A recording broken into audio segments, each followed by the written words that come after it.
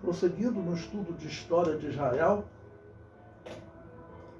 estamos falando agora da diáspora e estamos falando do cerco às cidades da Galiléia, cidades no norte de Israel, onde Jesus nasceu, né? Toda aquela cidade de Nazaré, toda aquela cidade, aquelas muitas cidades ali que cercavam o lago da Galiléia, porque era uma grande fonte de sobrevivência, né? Os peixes eram muito importantes para a sobrevivência, já que é uma terra difícil de se cultivar, ok? Então ele está conquistando essa região e agora aí no nosso material didático diz: Vespasiano conquistou primeiro a cidade de Gadara, matou todos que tinham idade para a guerra, escravizou muitos outros, incendiou as cidades e todas as vilas em redor, ou seja, incendiou Gadara e todas as vilas em redor. Gadara, vocês lembram, tem a história, né, dos gadarenos, ok? Ficava naquela região da Galiléia. Agora observe que, como eu disse, os romanos, como eles tratam os revoltosos? Eles querem destruir, matar o máximo para aquela notícia correr ao mundo e as pessoas falarem, olha, a matança foi geral e o povo se tornou escravo. E a intenção dos romanos a partir disso será, realmente vai chegar, não nessa primeira, mas vai chegar depois ao ponto que os romanos vão falar, olha, vamos acabar com essa cidade, mudar o nome da cidade, mudar tudo e tentar acabar com o povo de Israel. Vamos lembrar que o primeiro-ministro de Israel, o Netanyahu, quando ele esteve no Brasil, ele fez um comentário interessante, né? Ele falou dos povos que desapareceram, como os cartaginenses, fenícios, né? Cartaginenses e fenícios é o mesmo povo, mas até o Egito antigo deixou de existir. Ele falou, a própria Roma já não existe mais. Aquela, onde está, ele diz, onde está a religião dos gregos, né? A cultura dos egípcios, todos eles desapareceram. E ele disse, só Israel existe e permanece como era há 2000 anos atrás, pelo menos em termos de religião. Né? Pelo menos em termos de religião. O comentário prossegue. Joséfo escreveu aos judeus de Jerusalém, alertando-os de tudo o que se passara e do tamanho do exército que se aproximava.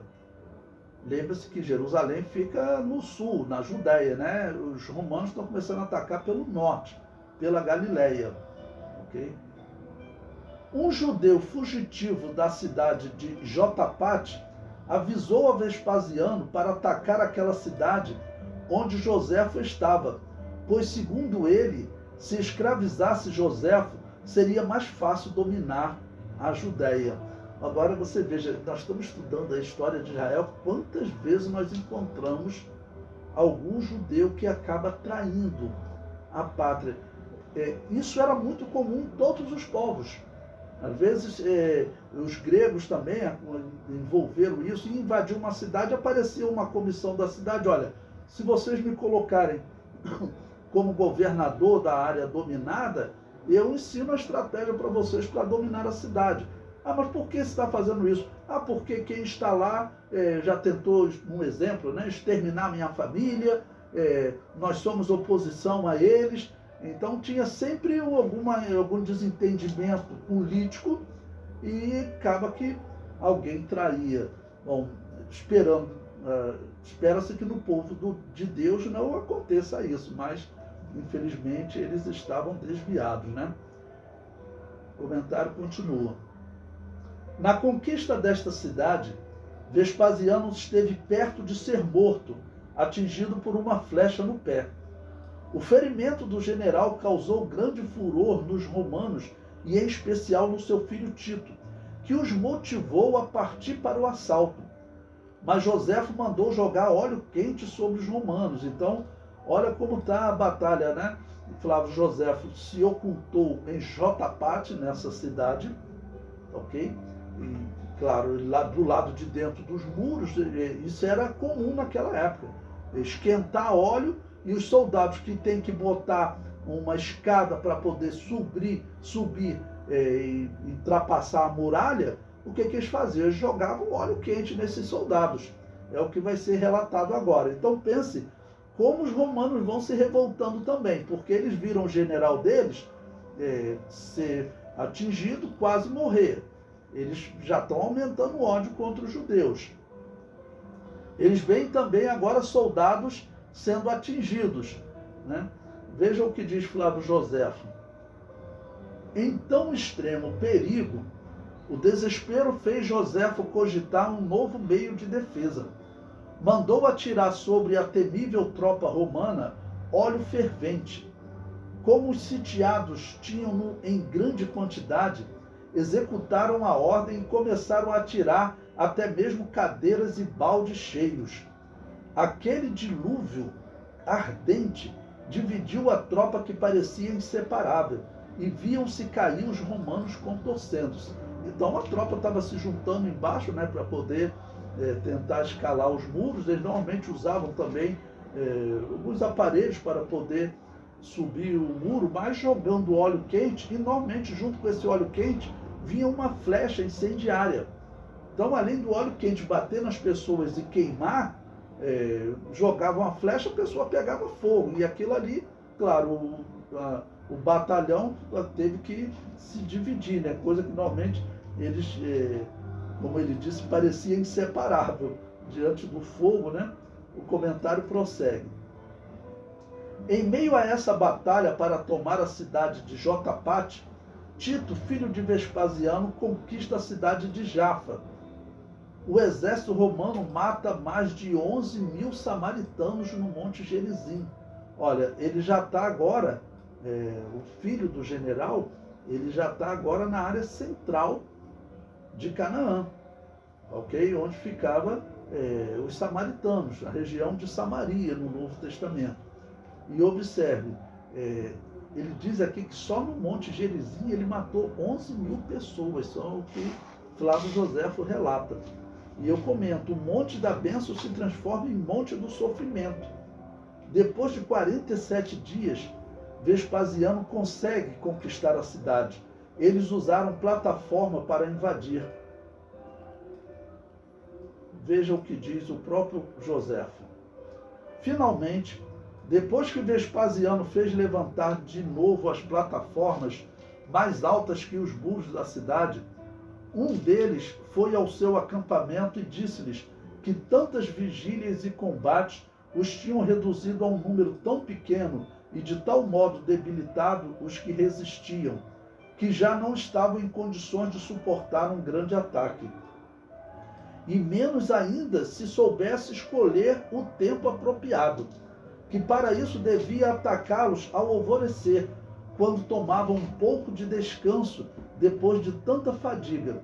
E mesmo aqueles que estavam de guarda, não podendo resistir ao sono, quase sempre também adormeciam. Então, eu coloquei até uma figura aí para vocês, no livro, né, no material didático, que tem uma ilustração de uma plataforma que normalmente se usava, ok? Uma plataforma bem alta, para que esse carro pudesse andar, e então os soldados conseguissem entrar na cidade. Então, às vezes, eles usavam escadas para subir, mas escada era difícil porque eles jogavam óleo quente. Então, quando eles usaram essa plataforma, aí deu certo, né?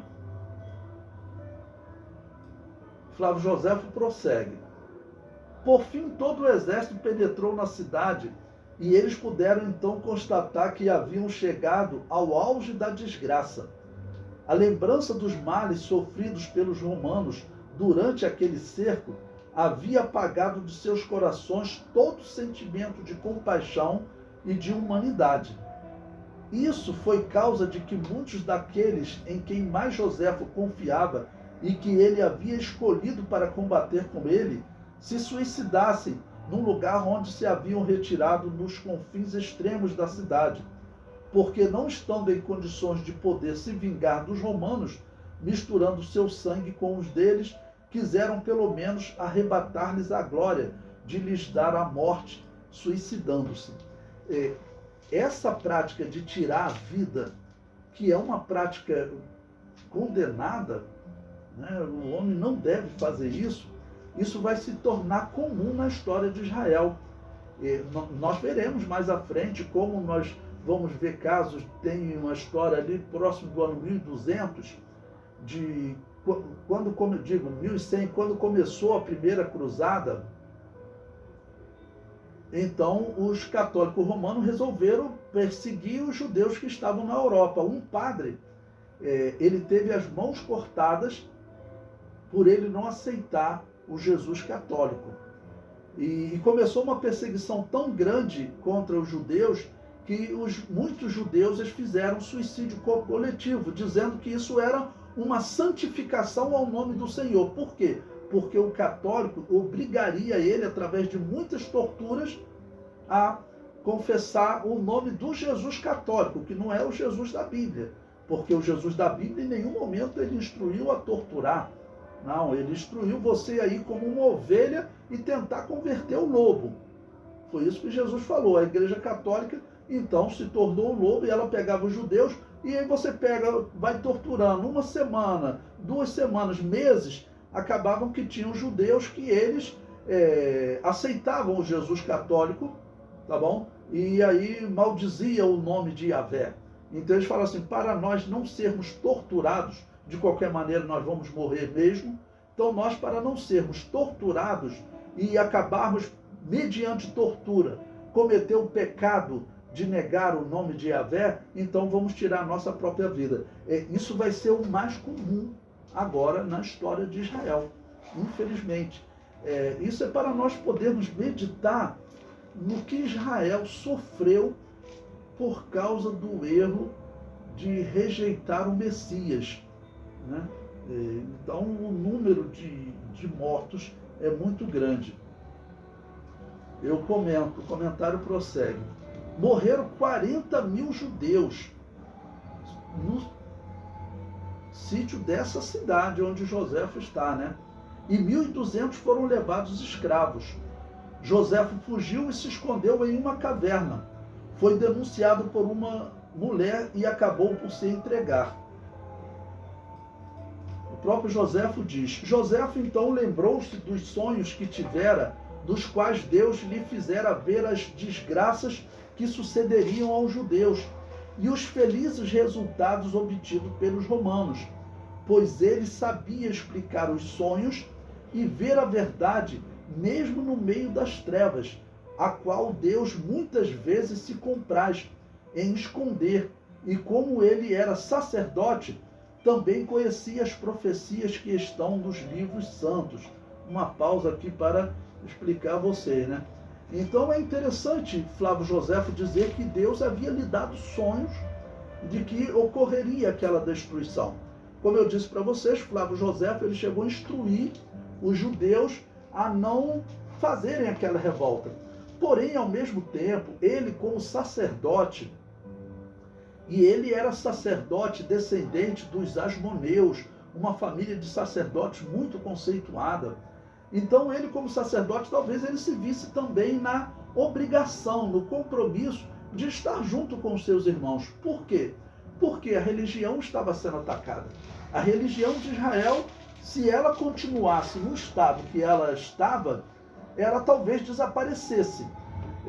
Talvez ela não desaparecesse porque se ela conseguisse resistir como escravo até a queda do Império Romano, ok? Porque aí eles, como cidade, a Igreja Católica não teria facilidade de persegui-los, ok? De fazer guerra contra eles. Eles espalhados pelo Império Romano, a Igreja Católica, nós veremos, vai fazer um massacre dos judeus. O que mais vai acontecer é a perseguição aos judeus nesse período. A Inquisição, todos nós conhecemos, principalmente a Inquisição espanhola, como os judeus morriam, né? Ok? Então, ele como sacerdote, talvez ele se sentisse nesse compromisso. E uma outra coisa, não é impossível que Deus falasse com ele. É interessante quando a Bíblia diz que o sumo sacerdote profetizou quando ele disse que era necessário que um homem morresse pelo povo. E diz, sendo ele o sumo sacerdote, profetizou. Ou seja, mesmo aquele homem desviado, havia algum tipo de compromisso de Deus por causa da promessa a Abraão. A mesma coisa com Joséfo. Então eu acredito, Joséfo, no seu relato, ele diz que Deus lhe deu esse sonho. E agora ele está vendo o sonho se cumprir. Né? Então eu acredito que realmente Deus possa ter dado esse sonho. Sempre lembrando, nós estamos tratando aqui com história, não é o relatado na Bíblia. O que está relatado na Bíblia nós sabemos que é infalível. Aqui nós não estou tratando, claro, como uma história bíblica infalível, uma doutrinação bíblica, não. Esses são os relatos históricos, são os documentos que nós temos que aceitar, são os documentos da época, né? São os documentos mais confiáveis. O comentário prossegue, de Flávio Joséfo. Ele diz: como se naquele momento estivesse cheio do Espírito de Deus, tudo que ele lhe havia feito ver nos sonhos, ele, Deus, lhe havia feito ver nos sonhos, pareceu renovar-se. E ele dirigiu-lhe esta oração. Olha que interessante essa oração desse sacerdote, ok? Que estava participando politicamente, como eu tenho dito para vocês, os sacerdotes viviam a política de Israel nesse período, ok? Então a oração de Flávio Joséfo, ele diz: grande Deus, Criador do universo, pois que resolvestes terminar a prosperidade dos judeus, para aumentar a dos romanos, e me escolhestes para lhes predizer o que está para acontecer. Eu me submeto à vossa vontade, entrego-me aos romanos e consinto em continuar a viver. Mas protesto diante de vossa eterna majestade, que, como um vosso ministro e não como um traidor, eu me entrego a eles. Bom, certamente nessa oração Joséfo tinha a pergunta que todo judeu tem até hoje: por que Deus permitiu esse sofrimento a Israel? Por que Deus permitiu essa destruição? Porque essa interrogação, nós temos a resposta, mas eu falo assim, os judeus que até hoje não conseguem ver que Jesus era o Messias, eles não conseguem entender por que Jerusalém acabou por ser destruída. Olha, no ano 70, e já se passaram quase 2000 anos da sua destruição. No ano 2070, vai fazer então 2000 anos. Porque esse tempo todo Israel ficou fora de Canaã e até hoje não tem um templo. Alguma coisa muito errada eles fizeram. E nós sabemos o que eles fizeram. Eles rejeitaram o Messias. E por que eles rejeitaram o Messias? Lembre-se, quem era o sumo sacerdote? Era um saduceu. O saduceu, ele nem acreditava nas Escrituras. Então o domínio religioso e de interpretação das Escrituras naquele período era por um herege. Porque quem não acredita na integridade das Escrituras é herege. Ok? Então essa oração dele é realmente uma oração marcante, né? É uma oração marcante. Vamos dar